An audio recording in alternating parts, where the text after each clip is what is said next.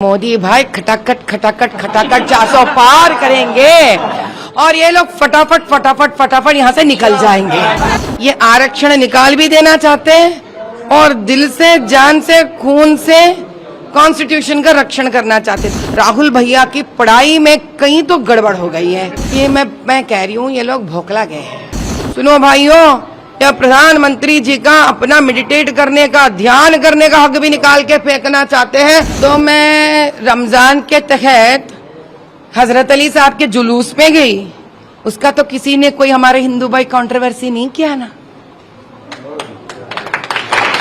अगर जिन जिन गड़बड़ों के वजह से अगर इधर इधर होता है तो हम कोर्ट तक जाकर फिर से हल निकाल के रहेंगे, लेकिन इसी साल हैदराबाद हमारा होकर रहेगा।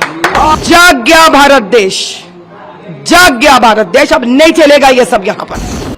बस हम कहना चाहते हैं कि हम बहुत भाग्यशाली है कि काशी के नगरी में हैं हम, और बाबा शंकर भगवान काशीनाथ का आशीर्वाद भी है हमारे लिए, क्योंकि जैसे हम आए तब से यहाँ के लोगों का प्यार और यहाँ के लोगों का स्नेह इतना है कि हम, ऐसा लग रहा है हम अपने मायके आए हैं, कोई दूसरे जगह है नहीं। इतना प्यार और इतना जोश, जिस प्रकार से सूरज का गर्मी ऊपर निकलते जा रही है, इतने ही इनके अंदर ऊर्जा प्रधानमंत्री के लिए बढ़ता जा रहा है। बस हम क्या कहें। आप लगातार जो है जनता से मुलाकात कर रही हैं काशी में, पिछले 2 दिनों से आप हैं।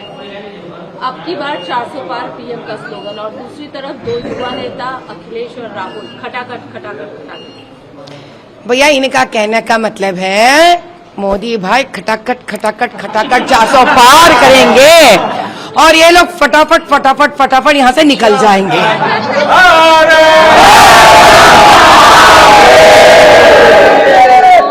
इस बार इलेक्शन में हमने देखा कई सारे मुद्दे हैं, खासकर आरक्षण एक मुद्दा जो बहुत ज्यादा हो रहा है। नड्डा जी ने कल भी साफ तौर पर कहा कि धर्म के आधार पर कोई आरक्षण हम नहीं देंगे। राहुल गांधी कहते हैं कि 50% कैप जो है आरक्षण से हम हटा देंगे। दिल से, जान से, खून से हम कॉन्स्टिट्यूशन की रक्षा करेंगे। ये आरक्षण निकाल भी देना चाहते हैं और दिल से, जान से, खून से कॉन्स्टिट्यूशन का रक्षण करना चाहते। तो पहले से मैं यही कह रही हूँ भैया, कहीं तो कोई गलती गड़बड़ हो गई है। राहुल भैया की पढ़ाई में कहीं तो गड़बड़ हो गई है। असल भारत देश में हर बच्चा जो भी एक ऐसे स्तर पर आता है जहां वो कॉन्स्टिट्यूशन के बारे में अगर पढ़ा होता तो ये 2 मुद्दे एक ही जगह नहीं रह सकते हैं। आप आरक्षण निकाल भी देना चाहते हो और कॉन्स्टिट्यूशन का संरक्षण भी करना चाहते हो, तो ये मुद्दा वही कह सकते हैं जो इस देश के नहीं हो सकते हैं। तो राहुल भैया को फिर से मैं कहती हूँ, आप 9वीं कक्षा 8वीं कक्षा में आ जाइए, फिर पूरा भारत देश में पढ़ाई करिए, कम से कम एक डिग्री तक तो छात्र बनिए, तब आपको क्लैरिटी रहेगा कि इस देश का आरक्षण उसी प्रकार से होना चाहिए जिस प्रकार से कॉन्स्टिट्यूशन हमसे कहती है। तब जाकर कॉन्स्टिट्यूशन को दिलो जान से आप संरक्षण कर रहे हो। तो कहीं ना पढ़ाई में बहुत गलती हो गई है उनसे, बेचारे वो क्या कर पाएंगे, उनका तो माता पिता की जिम्मेदारी होती है ये। तो दूसरी तरफ अखिलेश यादव कह रहे हैं कि 140 भी आप लोग सीट नहीं ला पाएंगे, क्रॉस ही नहीं कर पाएंगे। पूरे कॉन्फिडेंट है विपक्ष इस बात को लेकर। हाँ, तो इसके बारे में मैं एक बात बताना चाहती हूँ। अखिलेश जी को काफी गर्मी है, हम समझ सकते हैं भैया। दिन दहाड़े अगर आप काम कर रहे हो इतना तो नींद आ जाएगी, और जब दिन में आप सो जाते हो तो इसी प्रकार के सपने आते रहते हैं।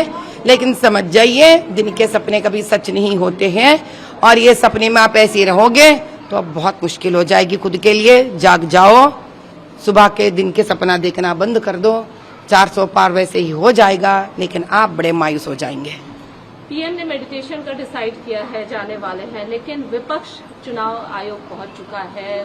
मॉडल कोड ऑफ कंडक्ट की अवहेलना की जा रही है। इस वजह से ये कह रहे हैं कि डायरेक्ट और इनडायरेक्ट किसी भी तरीके का एडवर्टीजमेंट नहीं होना चाहिए। अरे वाह, तो अभी ये लोग हमारे खाने पर, पीने पर, भगवान सांस लेने पर, भगवान का नाम लेने पर, ये कौन से बना रहे कॉन्स्टिट्यूशन। यहाँ फंडामेंटल राइट है भाई हमारा 21A के तहत, we have fundamental right to religious expression. ये मैं कह रही हूँ, ये लोग भोकला गए हैं। इनका मानसिक संतुलन बिगड़ गई है। तो ये लोग समझ नहीं पा रहे कि मोदी जी को क्या कर कर रोके। मोदी जी अपने आप हैं, अगर जिस दिन ये इस्तेमाल करना चाहेंगे उस दिन ये लोग ठहर भी नहीं पाएंगे, बोल भी नहीं पाएंगे। तो सभी का अपना अपना हक बनता है। जैसे कि हम इधर आए हैं, शंकर भगवान माता रानी का नमन करे हैं, ये क्या अब हमसे अपना धर्म को भी छीन के उखाड़ के फेंक देंगे? सुनो भाइयों, सुनो भाइयों, या प्रधानमंत्री जी का अपना मेडिटेट करने का, ध्यान करने का हक भी निकाल के फेंकना चाहते हैं। अभी इनके हाथ भारत देश पता नहीं क्या हो जाएगा। क्या हमने तो कभी किसी से नहीं कहा है क्या मस्जिद मत जाओ, आप दरगाह मत जाओ? हमने तो नहीं कहेंगे, ना कहा है न कहेंगे। ये इंसान का अपना स्व विषय है, अपना खुद का विषय है ये। इसमें तो किसी का कोई हक नहीं आता इसके ऊपर रोक रखने के लिए। और इस विचार से ये लोग आगे बढ़ रहे हैं कि एक व्यक्ति को, प्रधानमंत्री से पहले वो इस देश के नागरिक है, हर नागरिक का हक है ध्यान करना, भगवान के पास जाना। ये तो हद पार कर लिए ये लोग। आपने बात की मस्जिद मत जाओ, दरगाह मत जाओ और तमाम, लेकिन लगा नहीं मत जाओ नहीं कह रही हूँ, मत जाओ आपने रोका नहीं, हमने नहीं रोकेंगे।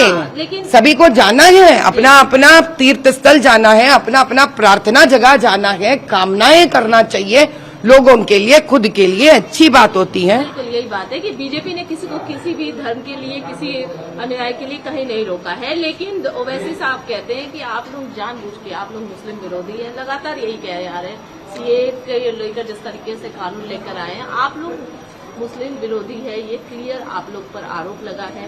इस इलेक्शन में आप लोगों के पास कुछ नहीं रहा, पीएम के पास कुछ नहीं रहा, धर्म को मुद्दा बनाया गया, कैसे देखते? भैया पहले हम ये की कहेंगे असदुद्दीन से, आप इधर आकर या नेशनल लेवल पर आप जो मुद्दे उठा रहे हो ना, शायद यहाँ के लोगों को नहीं पता, तो हम इनको बता देते हैं कि सबका साथ सबका विकास नारा लगाने वाले प्रथम प्रधानमंत्री हमारे मोदी जी हैं। ट्रिपल तलाक हटाकर मुसलमान औरतों का संरक्षण करने वाले प्रथम प्रधानमंत्री हमारे मोदी भाई हैं। यूसीसी के तहत मुसलमान बहन को भी अपना हक महके में दिलाने वाले प्रथम प्रधानमंत्री हमारे मोदी भाई हैं। विदेशी मुसलमान जो खुद के इस्लाम देशों से निकलकर, वहां से फेंके हुए लोग निकलकर भारत देश में आकर हमारे मुसलमान भाई बहनों का रोटी छीनने वालों का बंद करने वाले हमारे प्रथम प्रधानमंत्री मोदी भाई हैं। और जो असदुद्दीन ये सारे बात करते रहते हैं ना, मैं कहती हूँ पहले उनके कॉन्स्टिट्यूएंसी जाइए, गली गली मोहल्ला मोहल्ला जाइए, आप खाना खा नहीं पाएंगे। आप वो देखने के बाद 40 साल उनसे राज कर रहे हैं वहां पर, ना कोई मुसलमान खुश है ना कोई हिंदू खुश है वहां पर। पहले भैया खुद का जगह साफ करना सीखो। माधवी में बहुत कंट्रोवर्सी रहा आपका हैदराबाद का इलेक्शन, आपके नाम पे कभी आपने धनुष उठा लिया तो वो न्यूज बन गई, कभी ये कहा गया कि आपने बुर्का हटा के देखा, जब हालांकि आपने आधार कार्ड के देखा था, लेकिन बहुत सारी कंट्रोवर्सी हुई। कैसे देखते हैं इस तमाम? तो मैं रमजान के तहत हजरत अली साहब के जुलूस में गई, उसका तो किसी ने कोई हमारे हिंदू भाई कंट्रोवर्सी नहीं किया ना। ये है हिंदू, किसी ने कंट्रोवर्सी नहीं किया है। हम गए थे चार मीनार के बीचों बीच मदीना चौरस्ता में, रमजान के वक्त हजरत अली साहब का जुलूस में हम थे। किसी भी हिंदू ने उसके ऊपर एक भी बात नहीं की, शब्द कही, ना किसी भाजपा के कार्यकर्ता ने कही, ना हमारे किसी नेता ने कही।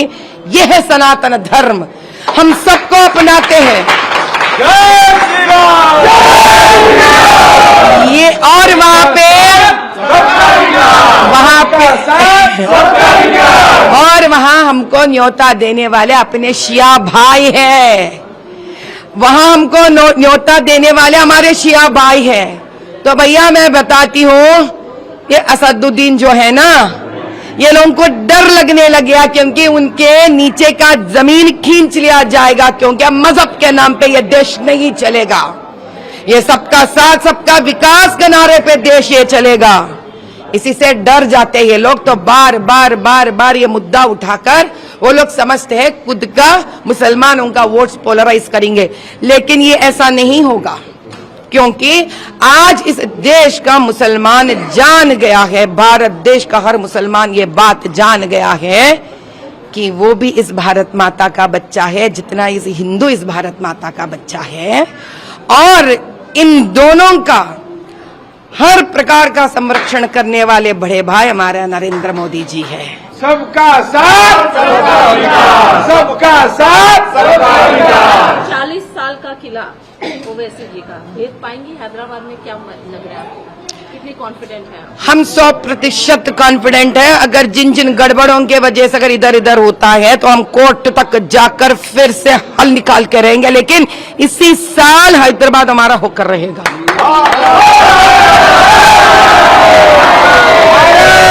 माता के